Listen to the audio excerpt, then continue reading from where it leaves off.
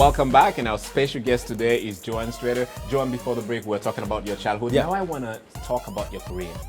So was it you started and the first job was, okay, you an anchor, so and you have the glamour, I would call? No, the first job was a struggle, and that was South Bend, Indiana, but it was also a learning lesson.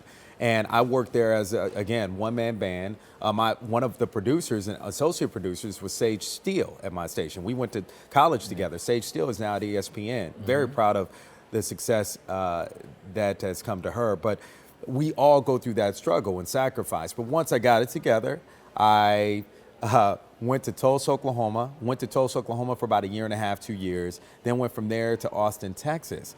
Austin, Texas at the NBC affiliate, then went on from there to DC at USA Today as a correspondent, then to Cleveland, then to Miami, which I've been at for almost 15 years. So, it's amazing. But going through that again, you go through that struggle, you go through the no's, and a perfect example is applying it to the station in Austin, Texas that hired me years later. I applied to that station when I was in South Bend, Indiana.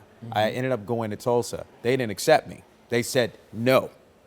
They didn't accept me. But when I got there, the news director, he couldn't remember me. But he, sure enough, months later, he found an old resume and an old cover letter with my name on it.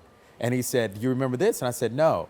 And he was like, "Yeah." He said, "Look at the date on this." Well, I had the wrong date that doesn't even exist. I had like February 30th. My cover letter. Yeah. Okay. This is why it's extremely important that you do your homework, you do your research. Because February 30th doesn't exist. Yeah. There's no such date, but that's what I wrote on there. So he was trying to show me that this was something he would use as a teaching tool of what not to do.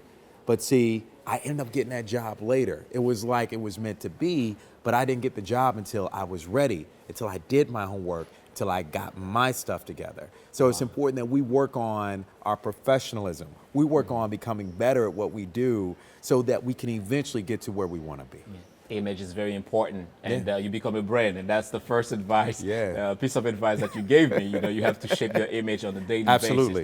basis. Obviously, there were so many no's. Yeah. What kept you going? I told you, inspiration. Now, everybody, you have to take with you what is that inspiration? And when I speak to people, when I go on my motivational speaks and speak to classes and everything else, I say, always remember, what is your source of inspiration? Okay, there is someone aside from your spirituality, and I don't care what type of spirituality it is, there's someone in your family that motivates you. There's somebody you don't want to let down in your life. Well, that person for me was my mother. I did not want to let her down. This is a single woman working 2-3 jobs, trying to make a way for her son. That would fail her at times. I didn't want to let her down. I knew that this was my opportunity in order to make her happy. So that was my inspiration. Anytime when I was dealt the word no or went through something, I always thought about my mom in the back of my head, making sure that I didn't let her down. So that pushed me forward. And that's why, again, I'm where I'm at today, because I didn't take no for an answer. I was just telling someone, don't take no for an answer. Figure out a way to get around the word no. Figure out a way to do it. Yeah.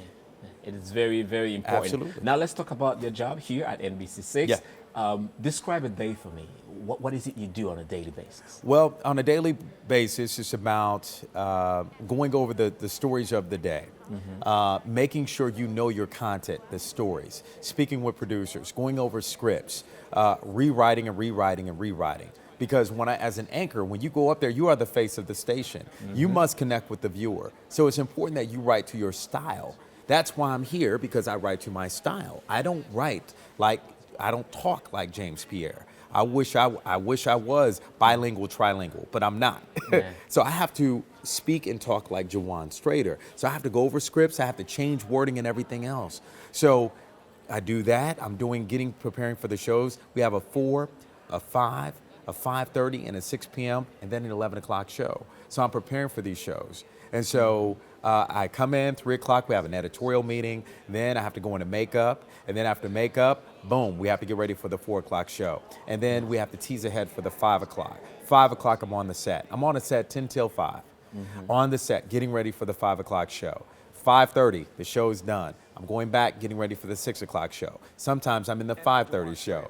So some people think you just go up there and read. No, no, no, no, no. There's so much more that goes into it. And people at home, you could tell when someone is fake, and you could tell when people don't know what they are talking about. Yeah. You must know each and every story. You must feel each and every story. You must be able to effectively communicate each and every story. And what is very important, you're talking about fake identity. You know, the importance of identity to be you. And we know in the newscast could be so many copycats, you know, people trying to copy sounds like somebody else.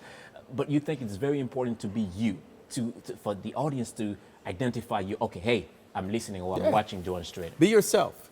And, you know, be yourself. We're told this as journalists all throughout our careers, to be yourself. It takes years to be yourself. Why? Because we're always trying to be someone else.